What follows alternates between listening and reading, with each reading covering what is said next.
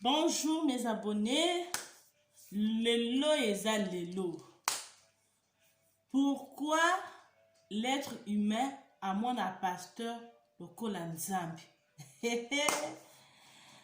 Moi aussi je suis croyante, mais parfois on se dit un pasteur c'est un Dieu. Bon, parfois tout le monde a ce pasteur a lingi moi fille moko boye. To comment détester? Oh yoza pasteur, pona nini? Yoza pasteur. Tobo sanakate que pasteur c'est un autre humain comme toi et moi. Pasteur aza lokola yo nanga. Donc to tika ko sala ba fait semblant wana. Pasteur ako sumuka, pasteur ako linga mwasi, pasteur ako finga moto, pasteur ako zana posa nzoto. Parce que aza moto lokola yo nanga. Mais parfois nous on a tendance d'oublier que pasteur aza moto. Puisque tout le monde a pasteur aza nzambe. Si on est dans l'église, si on est pasteur, nous on se peut se mbote nzambe nanga. Lokola ga Jésus mota koyi on se peut se mbote. Lokola ga Jésus a koyi on se peut se mbote. Oui, c'est un pasteur. A se mérité par respect. Mais parfois, il peut te l'équisacapé. À un niveau, mon boye. Aux hommes, on a même eu poser question. Ah! Mais oh, pénible. Yango wana vu que biso na mituna biso tozomo na pasteur azanzambe. Ce pasteur a salika mabe. Hey! Pasteur oyo. Azamabe. Pasteur oyo. Alingi mwasi. Pasteur oyo. Asali bomotakala na yeza na réseaux sociaux. Oh. Pasteur aza moto lokola yo nanga. Soki pasteur oyo kotalo na ndako. Ta mosusu la mobile na yo moka afana na ndako na yo opangusaka ndako te, osala reloko te, mais ce pasteur benga mama interne, je vais passer chez toi ce soir, hein. Opangusi ndako. On l'a mis même 4 places spéciales qu'à pasteur. Le pasteur azo yaka, ozo tele kutu maya ko sokola maboko, tamusu mobile na yo moko kutu sokola ko petire maya ko sokola maboko te. O lo baka na yeke no sokola maboko na salle de bain. Que no sokola maboko na cuisine. Tamusu mobile na yo moko lambela ke semoule te. Mais ce que pasteur ayi, oko sala semoule, pasteur falia. Mais ce mobile moko lobina awuti mo sala, lobina chéri, salanga semoule, lobane pardon. Tala na ko lemba. Que ne sala semoule na yo moko. Ah! Oh ni mobile na yo penza. Mais ce que Monica pasteur so ya ndako na yo. Nzambe, okomo sala ba semoule. Tam solengo ko sala ba course te, oko sala ba course, piti oko sala ba course. Franchement, biso basi, totika bezaleli wana. Totika ba comportement wana. Là aux autres l'église. Dès que ma bonza, yo wane ma bonza. Moi t'as 50 €, 100 €, 200 €, yo wane aux nengo na kamo sapi. 50 €, 200 €, 300 €.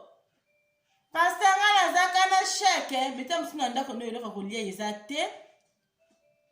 O edaka obana oti na wona contribuer na kati ndako. Bana na yo ki para bana o bien te. Mais vu que ça pasteur motazo lukango, azo senga, yo wana mo sapi na yo.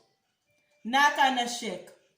Toboite, oui, c'est normal. Parfois faut te contribuer à l'église, et ça normal. Mais parfois nous on abuse. Surtout nous les femmes on abuse. Il y en a mis ban na biso comment interdit biso ko kende ki église parce que sur mon cas pasteur au commission le corps mobile na yo. D'accord, je m'en appelle il y a pasteur. Net quand va me motabengi. Pasteur mon kinga pasteur na rappelé mais tam so ban moko a bengi yo. Ah, na pongi na ngalo ngakuna. Moko bona rappelé. Totika ba comportement wana, totika stop. Un pasteur, c'est un autre humain comme toi et moi. Un pasteur, il n'est pas Dieu. C'est un serviteur de Dieu. Il prêche juste la parole. Donc, le comportement, on a tout chikango. On a dit, on a pasteur. Le pasteur, on a mis le col à Banzambi. Oh, on a battu mekili. On a eu une zamba confité. On a eu une zamba ouerate. Ah, il y a un homme qui a eu un boucher. Autant on a manzela ngandate. D'abord, nous avons fait semblant. Pasteur, tu ne pourras jamais être un Dieu. Tu ne pourras jamais être un Dieu. Il y a un moment où tu as la bino, bas épreuve belé. Tant que tu as le kamboka buzoba. Yo wane kanezu parce que pendant nini yo moko pasteur mitia lokola nzambe. Alors tu es notre humain comme tout le monde. Tu sers juste Dieu. Donc ndengo yo servir nzambe. Ngape na servir nzambe ndewana. Moi aussi je peux prêcher. Rien qui va m'empêcher de prêcher la parole de Dieu. Donc arrêtez de faire le fait semblant genre que un pasteur c'est un Dieu. Un pasteur n'est pas un Dieu, c'est un autre humain. Donc yango wana ozomona mibeli na biso moko baotia biso panzi likolo ok église te osala boye te parce que nous-mêmes les femmes on est en train de voir c'est comme si un pasteur c'est un Dieu, mais non même binamoko ba pasteur comment te ya makambo moko c'est comme si tu deviens comme un Dieu. Donc alors yo serviteur de Dieu Nanzambe, boza ekartala ekarebele. C'est-à-dire, est-ce que yo so créé diamoto? Parce que ni nango muta créé diamoto, mia mota kufi, aka arrêter moto wana kufate. Jamais. Donc tu peux même pas te comparer à un Dieu. Tu ne peux pas te comparer à un Dieu.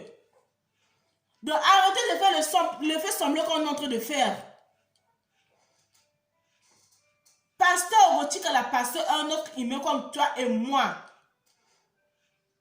Toi, tu vas faire son tour salaka. Oh, pasteur, boye. Oh, moi, je sers que de Dieu. Moi, je ne fais pas le péché. Moi, je ne fais pas ceci. Oh, tu ne fais pas de péché. Tu ne fais pas de péché. Tu ne fais pas de péché. Qui ne fait pas de péché sur cette terre? Qui? Personne.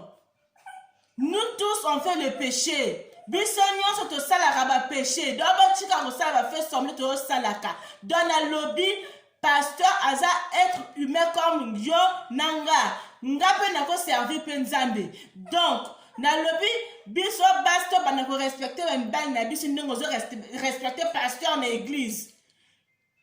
Biso basi te respecter na mibal na biso ndongo zo respecter pasteur na église. Le pasteur zo ya ndako na yo zo tshele na table sur maboko. Tiens là, on peut mobile na yo. Comme ça, mobile na yo, tu vas interdire que l'église. Parce que les hommes aussi ils voient. Tu imagines que tu laisses ton mari à la maison, tu vas à l'église toute la journée. Toute la journée, parce que quoi, pasteur a dit ça? Mais non! Non! Le monde va où? Le monde va où? Et les pasteurs, vous devez comprendre aussi, parfois il y a des femmes mariées qui viennent prier aux églises. Donc arrêtez de faire le fait ce que vous êtes en train de faire. Vous ne pouvez pas vous comparer avec un Dieu. Vous ne pouvez pas vous comparer avec un Dieu. Moi je fais un péché, le pasteur aussi peut faire aussi un péché. Donc mes amis, mes abonnés, c'était juste de vous donner un conseil que un pasteur ne pourrait être jamais un Dieu. Donc à bon entendeur, oya kocha matoyi atie, oya koyoka ayoki. Merci.